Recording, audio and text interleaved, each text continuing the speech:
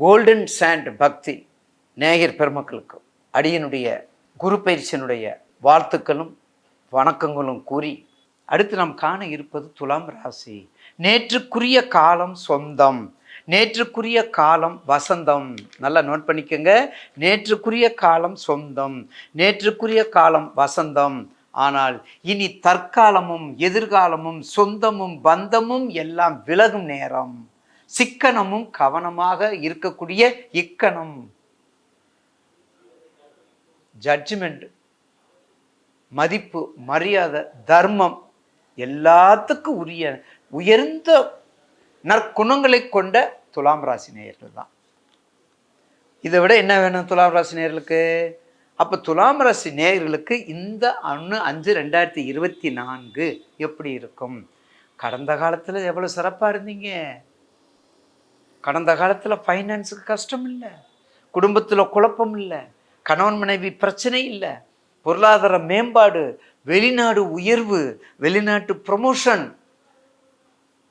எல்லையில்லாத மகத்துவம், அத்தனைக்கும் சொந்தக்காரர் துலாம் ராசி நேயர்கள் தான். குறிப்பாக விவசாயம், விவசாயம் விவசாயம் கீழே பூமிக்கு அடியில் உள்ள பொருட்கள் அத்தனைக்கும் சொந்தக்காரர் நீங்கள் தான். பார்த்தீங்களா எப்படியெல்லாம் நீங்கள் வாழ்ந்திருக்கிறீங்க. ஆனால் இனிமேல் கொஞ்சம் சர்க்கல், கொஞ்சம் விக்கல், கவனமாக இருக்க வேண்டும். ஏன் கவனமாக இருக்க வேண்டும்? உங்கள் ராசிக்கு 8க்கு போயிடுறார். உங்கள் ராசிக்கு குரு 8க்கு போயிடுறாரு. 8க்கு போனாலும் பார்வை பலம் உங்களுக்கு கொஞ்சம் போதுமான அளவில் இருக்குது பாருங்கள். அப்போ 2ஆம் இடத்தை 7ஆம் பார்வை பார்க்குற, உங்கள் ராசிக்கு 2ஆம் இடத்தை 7ஆம் பார்வை பார்க்குறாரு, 12ஆம் இடத்தை 5ஆம் பார்வை பார்க்குறாரு, 4ஆம் இடத்தை 9ஆம் பார்வை பார்க்குறாரு. அப்போ 2ஆம் இடம், 4ஆம் இடம், 12ஆம் இடத்துல 2 4 மிக மதிப்பு, மிக உயர்வு, மிகவும் செல்வம், மிகவும் குடும்பம், மிகவும் பொருளாதார உயர்வு எல்லாமே உண்டு. அந்த 12ஆம் இடத்துக்கு ஒரு புள்ளி. ஏன்? அயன சயனமாக மாறிவிட்டதால் தான். அதுவும் 6 8 12 நம்ம கம்பேர் பண்ணும்போது 12ஆம் இடம் உச்சம். ஆனால் 2 7 2 4 12 கம்பேர் பண்ணும்போது 12ஆம் இடம் ஒரு டிராப்ட். அப்போ பார்வை பலன் உங்களுக்கு எப்படி இருக்குது? ராசிநாதன் நல்ல நற்பலனை கொடுக்கக்கூடியவன் உங்கள் ராசிநாதன். அது மட்டும் இல்லை, அனுகிரகத்தையும் அனுகூலமும் கொடுக்கக்கூடிய சனீஸ்வரன் உச்சம் பெற்ற இடம், உச்சம் பெறக்கூடிய இடம். பார்த்தீங்களா? உங்களுடைய ராசிக்கு 5ல் இருக்காரு பாருங்க. துலாம் ராசிக்கு உங்களுக்கு பயங்கரமான ஆளுங்க. துலாம் ராசியை எந்த ராசியும் நம்மள துலாம் சாதாரணமாக நம்பிடாதீங்க. ஏன் சுவாமி நீங்கள் துலாமா? ஆமாம். நட்சத்திரம் கண்டுபிடிங்க, வாக்குலேருந்து கண்டுபிடிங்க. ஆக துலாம் ராசி நேயர்களுக்கு கண்டிப்பாக காலபுருஷனுக்கு சமசப்தம வீடு பாருங்க. துலாம் சமசப்தம், காலபுருஷனுக்கும் சமசப்தம வீடு. ஆனால் குரு உங்கள் ராசிக்கு 2ஆம் இடத்தை, அப்போ 2ஆம் இடத்தை பார்க்கும்போது தனம், தானியம், கீர்த்தி, சகிதம், வண்டி, வாகனம், மனை, போக்குவரத்து, குடும்பம், குழந்தை எல்லாத்தையும் கொடுக்கணும். 2ஆம் இடத்துக்குரிய பாவக தன்மையை மாற்றாமல் கொடுப்பதாக இருந்தால்தான் அது ஜோதிடத்துக்கு உட்பட்டது. ஏன்னா அந்த ப்ரிடிக்ஷன் அப்போ தான் அந்த உயிர் இருக்காங்க. அதுக்காக துலாம் 8ல் இருக்காருன்னு மட்டும் நம்ம நெகட்டிவாக நினச்சிடக்கூடாது. 2ஆம் பாவகத்தன்மையை பார்க்குறாரு. 2ஆம் இடத்தை பார்க்கும்பொழுது 7ஆம் பார்வை பார்க்கும்போது அப்போ எப்படி இருக்கும் உங்களுக்கு? நிச்சயமாக கணவன் மனைவி உறவு, பார்ட்னர்ஷிப்பு எல்லாமே எச்சரிக்கையாக கொஞ்சம் கவனமாக இருந்துக்கணும். அவ்வளோதான். கவனமாக இருந்துக்கிட்டால் எந்த பிரச்சனைக்கு அங்கே இடம் இல்லாமல் போய்விடும். நிச்சயமாக எந்த விதமானது இருக்காது. அப்போ அடுத்து வக்ரகாலம். அப்போ துலாம் ராசி நேயர்களுக்கு என்னென்ன இருக்குது பாருங்கள். உங்களுக்கு எப்படிப்பட்ட தொழில் இருக்குது பாருங்கள். எல்லாமே ஜவுளி, விவசாயம், இனிப்பு சம்மந்தப்பட்டது, உயர் ஜவுளி மிக மிக முக்கியம். கண்டிப்பாக உயர் ஜவுளி ரொம்ப ரொம்ப சிறப்பாக இருக்கும். எல்லா நற்பலன்களையும் கொடுக்கும். ஏற்றம் இறக்கம் மாறி மாறி வரும், மாறி மாறி வரும். வெளிநாடு, ஏன்னா துலாம் ராசி காற்று ராசி. அது மட்டும் இல்லை, சரராசி கடகடன்னு போயிட்டே இருப்பீங்க. துலாம் ராசிக்காரங்க சரசர எங்கே இருந்தாலும் நிலைச்சிருக்க முடியாது. சொல்கிறாங்களே கிராமத்தில், செயினை கட்டி வச்சுருக்கீங்களா? காலில் செயினை கட்டினா ஒரு இடத்துல இருக்க மாட்டேங்கிறான். அது யார்? கடகம். அது யாரு? துலாம். அது யாரு? மகரம். சரராசிக்காரவங்க எல்லாமே ஒரு இடத்துல இருக்க மாட்டாங்க. இந்த வந்துடுறேன் வர்றதுக்கு 5 மணி நேரம் ஆகும். 5 மணி நேரம் ஆனாலும் பரவாயில்ல, 5 நாள் கழிச்சு வருவான். அப்படிலாம் இருப்பான் சரராசிக்காரன். பாம்பு நிற்குமா? பாம்பு எங்கேயாவது ஒரு இடத்துல நிற்குமா? நிற்காது. இல்லை, அதுதான் சரம். சரசரம் சரசர, அதில் சாரம் தான் அதிகமான சாரம். அப்படிப்பட்ட துலாம் ராசி நேயர்களுக்கு கொஞ்சம் கவனமாக இருத்தல் வேண்டும். 1/5/2024 கொஞ்சம் கவனமாக இருக்கணும். என்னென்ன தொழில்? திரவ தொழில், சொகுசு பொருட்கள். பார்த்தீங்களா, சொகுசு பொருட்கள், திரவ தொழில், ஸ்வீட்ஸ். அகலக்கால் வைக்காமல் கெடுபலனை குறைத்து வைத்தாலே நற்பலன் கூடும். பணம் வரவு எப்படி வருவது என்றே தெரியாது, ஆனால் வந்து கொண்டே இருக்கும். எதிரிகள் முன்னே போய்விட்டு பின்னே முதுகில் குத்துவார்கள். கவனம் தேவை. வெள்ளி, குறிப்பாக வெள்ளி ஆபரணங்களில் வெள்ளி, வெண் பொருட்கள், வெள்ளையான பொருட்கள், நாட்டு மருந்து கடை, ஸ்வீட்ஸ் கடை, இந்த மாதிரி வாகன அழகு சம்பந்த கண்ணாடி கடை, பெண்கள் சம்பந்தப்பட்ட தொழில் எல்லாமே அட்ஜஸ்டடா அப்படியே கொண்டு வந்திருக்கு. அப்படியே கொண்டு வந்தோம், கொஞ்சம் கொஞ்சமாக கொண்டு வாங்க. அப்படி கொண்டு வந்தால் கண்டிப்பாக ஒரு மிகப்பெரிய மாற்றத்தை உங்களுக்கு கொடுக்கும். துலாம் ராசிக்கு குறைச்சிருக்காது. ஏன்னா உங்களுக்கு சனி பயிற்சியும் நல்லா இருக்குது, ராகுகேது பயிற்சியும் நல்லா இருக்குது. அதனால பயப்பட வேண்டிய அவசியம் இல்லை. வக்கரம் 15/10 4 மாதம் டிசம்பர் பிப்ரவரியிலையும் துலாம் ராசிக்கும் ஓரளவுக்கு சுமாராக இருக்கும். மிகவும் கெடுபலனை கொடுக்காது. ஏன்னா யார் வக்கராக ஆகிறாங்க? வக்கரமாகிறது குரு தட்சிணாமூர்த்தி. அது யாருடைய வீடு? சுக்கிரனுடைய வீடு. அப்போ பகை வீடாக இருக்கும் பொழுது முதல்ல சொன்ன கான்செப்ட் தான்.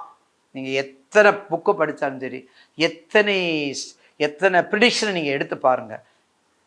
வக்கரம்னா யாருக்கு நன்மை, வக்கரம்னா யாருக்கு தீமை, இதை நீங்கள் நேயர்கள் நினைவு வச்சுக்கோங்க. அவ்வளோதான். அடுத்து மானம். 12 மாதம், 12 மாதத்துக்குரிய பலன்கள். ஆக உங்களுக்கு கிட்டத்தட்ட இப்போ நமக்கு எதுக்கு வந்திருக்கிறோம்? ஜூன், மே, ஜூன், ஜூலை, மே மாதம் உங்களுக்கு வந்துடுறாரு, 6ஆம் இடத்துக்கு வந்துடுறாரு, அட்டமாதிபதி ஆயிடுறாரு. இருந்தாலும் மே, ஜூன், ஜூலை எல்லாம் செவ்வாய், இந்த செவ்வாய் சனி பார்வை, கேது சுக்கிரன் பார்வை, இதில் அந்த முன்னாடி சொன்ன மாதிரி மாதாவாரியாக இருக்கக்கூடிய கோள்களுடைய அந்த ஷிஃப்டிங், அதனுடைய மாற்றங்கள், பரிவர்த்தனை யோகங்கள் அப்படிலாம் இருக்கும்போது தான் நீங்கள் கவனமாக இருக்கணும். உங்கள் தசாபுத்தி 6ஆம் இடமா 8ஆம் இடமா? ஏன்னா நீங்கள் அட்டமாதிபதியில் இருக்குது குரு, அதனால் தசாபுத்தியை பார்த்துக்கங்க. அப்படிலாம் பார்த்துக்கிட்டு வந்தால் அதெல்லாம் குறைச்சிக்கிட்டிங்கன்னா கண்டிப்பாக இந்த குரு பயிற்சி மிக சிறப்பாக அமையும். அப்போ ஜூலை, அடுத்தது ஆகஸ்ட்டுக்கு வரும்போது கொஞ்சம் நல்லா வந்துடுவீங்க. சுக்கிர புதன் யோகத்தோடு வந்துடுவீங்க. அதுக்கு அடுத்தது செப்டம்பர்லேயும் உங்களுக்கு குலதெய்வம், விநாயகர் வழிபாடு, திருமணங்கள், குழந்தை பாக்கியங்கள், பொருளாதார மேம்பாடு எல்லாமே சீரழிந்து சிறப்பாக அமையும்.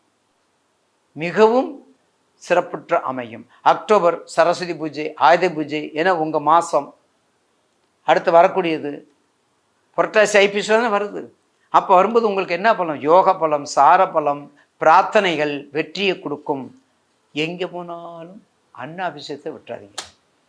துலாம் ராசி நேயர்களுக்கு தயவு செய்து அன்ன அபிஷேகத்தை வருடத்தில் ஒரு முறை அல்ல, மாதத்தில் ஒரு முறை அல்ல, வாரத்தில் 4 முறை அல்ல. துலாம் ராசி நேயர்கள் கூடுமானவரை என்ன தானம் பண்ணணுமோ அதை விடுத்து அன்னதானத்தை கொஞ்சம் பண்ணிட்டு வாங்க. யாராவது ஒரு கிளைண்ட் கண்டிப்பாக கேட்பீங்க, ஏன் துலாம் ராசிக்காரங்களை மட்டும் அன்னதானம் செய்யக்கூடிய சொல்கிறேன். யார் தெரிஞ்சாலும் எனக்கு கீழ்கான நம்பருக்கு எனக்கு ஃபோன் பண்ணுங்கள், உங்களுக்கு நான் விளக்கம் தர்றேன்.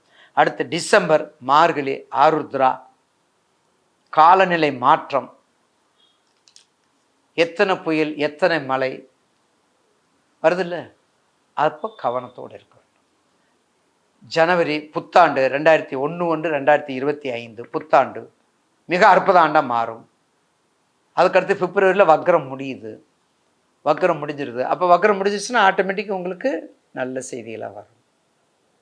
மார்ச், ஏப்ரலில் தமிழ் வருடப்பிறப்பு. தமிழ் வருடப்பிறப்பு. ஆக மொத்தம் உங்களுக்கு இந்த கவலையே பட வேண்டாம். அதாவது தங்களுடைய இந்த செயற்கையாக இருக்கக்கூடிய கோள்கள் தான் மிக முக்கியம். பகை பெற்ற கோள்கள் தான், பகை பெற்ற உங்கள் ஜனன ஜாதகத்தை எடுத்துக்கொண்டு அதில் மட்டும் தயவு செய்து சந்திர தேசில் சனி புத்தியா, சனி தேசில் சந்திர புத்தியா, 8ஆம் இடமா, என்ன லக்கணம், ராசி தான் நம்ம சொல்லிட்டு வரோமே, நீங்கள் என்ன லக்கணம், லக்னாதிபதி நீச்சமா, ஆட்சியா, உச்சமா, கேந்திராதிபதி தோஷமா, திரிகோணாதிபதியில் இருக்கிற பணவரவு, இதெல்லாம் ஆராய்ச்சி பண்ணி தெளிவு பண்ணினால் துலாம் ராசிக்காரங்க போயிட்டே இருக்கலாம். ஏன்னா தப்பு பண்ண உங்களுக்கு பிடிக்காது, அந்த தப்பு உங்களுக்கு பிடிக்காது.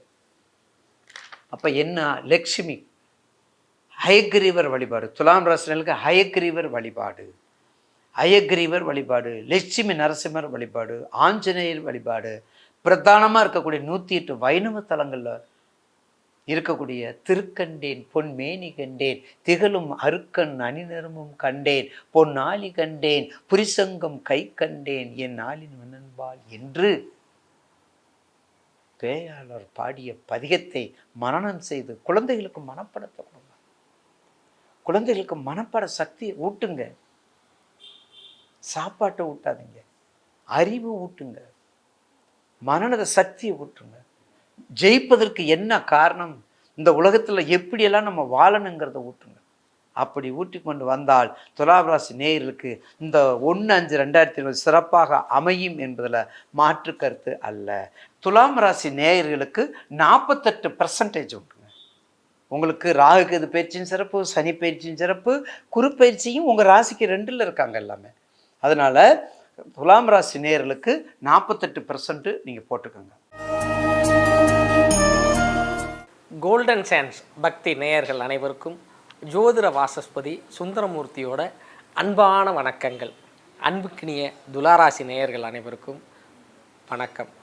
இந்த குரு பயிற்சி உங்களுக்கு 8ஆம் இடத்துக்கு போகிறாரு, 7லேருந்து 8க்கு போகிறாரு அப்படின்னு பயப்படாதீங்க.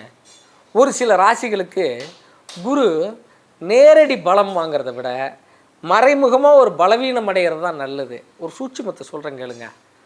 உங்களுக்கு இப்போதைக்கு 12ல் போய் கேது இருக்கார், சரியில்லாமல் இருக்கார்.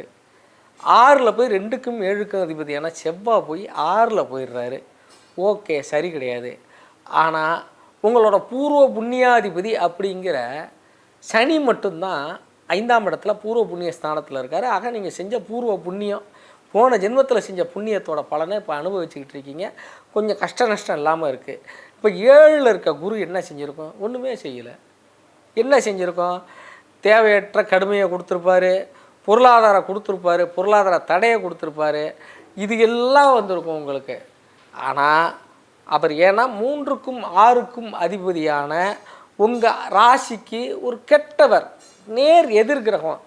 உங்கள் ராசி சுக்கிர குருவான சுக்கராச்சாரியரை, சுக்கிரனை ராசிநாதனாக கொண்ட ராசி.